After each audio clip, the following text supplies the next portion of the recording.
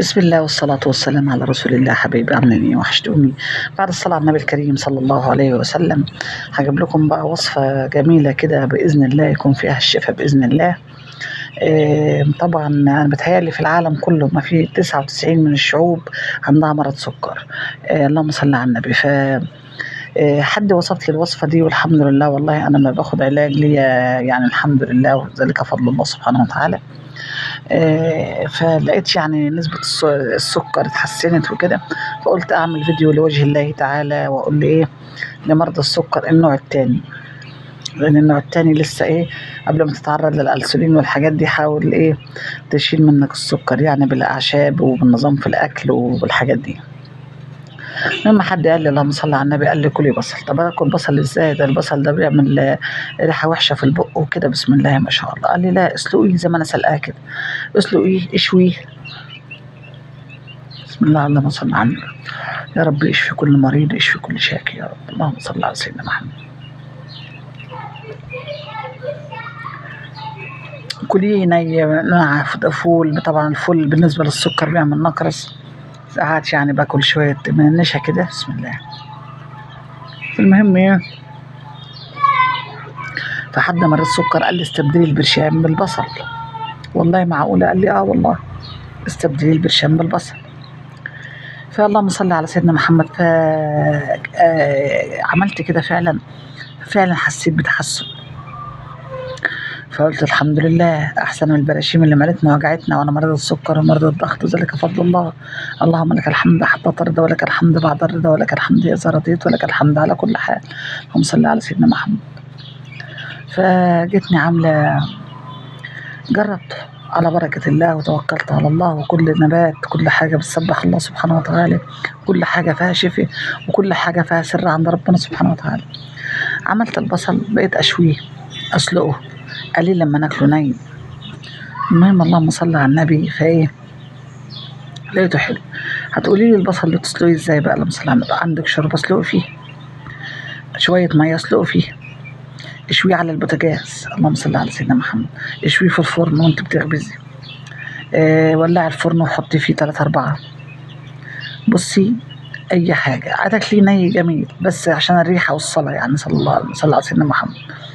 فمهم فيديو دي تدمير لمرضى السكر قبل الانسولين، عالج سكرك بالبصل. صلى على النبي صلى الله عليه وسلم. المهم اللهم صل وسلم وبارك عليك يا رسول الله. طبعا مرض السكر شغال على الاعصاب وعلى العظم وعلى الكلى وعلى ربنا يشفي كل مريض يا رب. فقلت اجرب العلاج بالبصل زي ما قلت لكم يا حبايب قلبي. فالحمد لله ذلك فضل الله سبحانه وتعالى، لقيت فيه تحسن الحمد لله. فحبيت اعمله وقلت لما اقول للناس كلها قرفانه من العلاج. بسم الله الرحمن الرحيم. انا باكل بايدي لان انا اللي باكل، مش حد بياكل معايا.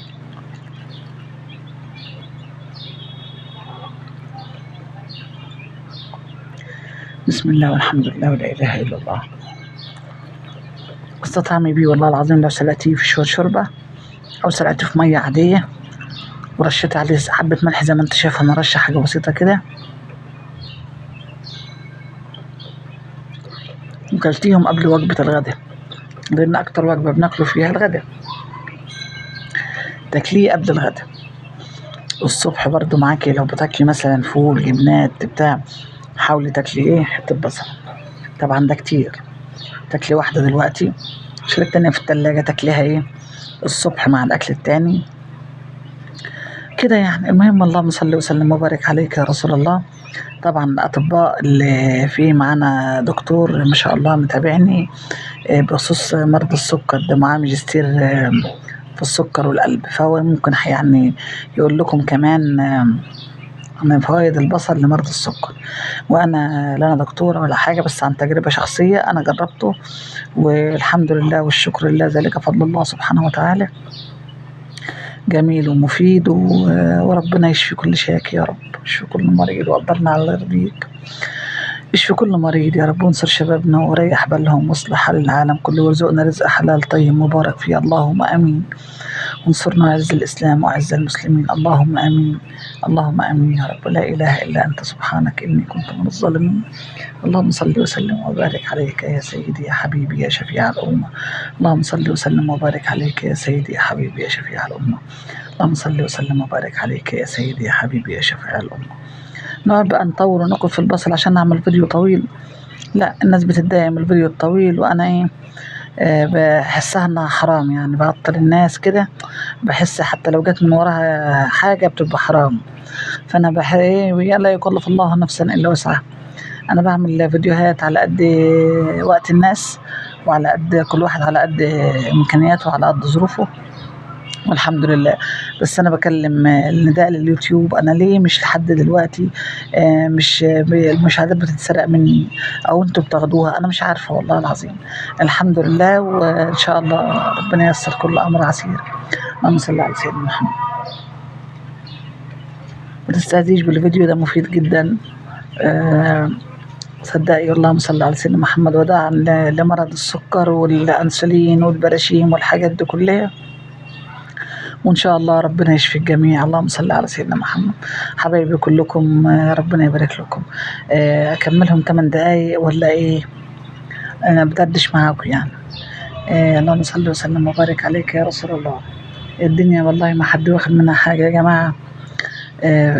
في حاجة حصلت كده، اللهم صل وسلم وبارك عليك يا رسول الله. اللهم صل وسلم وبارك عليك يا شفيع الأمة.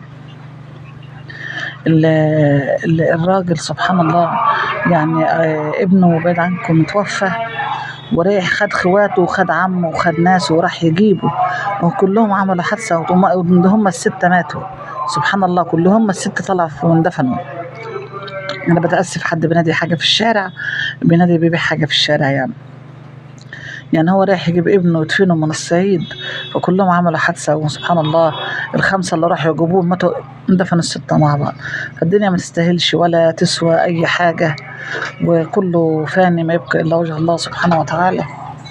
ولا يوتيوب نافع ولا تصوير ولا حاجة. هو أهم شيء العلاقة بربنا سبحانه وتعالى. ما تهمكيش العبد بقى، ما تدوريش ايه العبد ولا حاجة.